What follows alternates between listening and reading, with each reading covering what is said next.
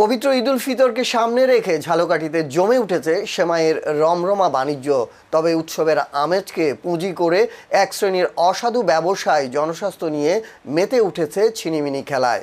ঝালকাঠি শহরের বিভিন্ন কারখানায় কোনো বিধিনিষেধের তোয়াক্কা না করে চরম অস্বাস্থ্যকর পরিবেশে তৈরি করা হচ্ছে লাচ্ছা ও সাধারণ সেমাই।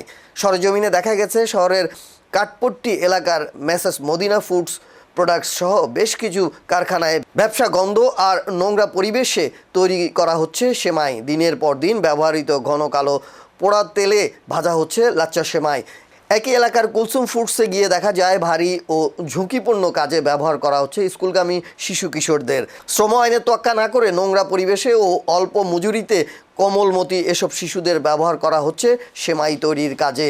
এদিকে শহরের পূর্ব চাঁদকাঠি টিএনটি এলাকায় অবস্থিত জেলার সবচেয়ে বড় কারখানা মক্কা ফুডসের বিরুদ্ধেও রয়েছে গুরুতর অভিযোগ।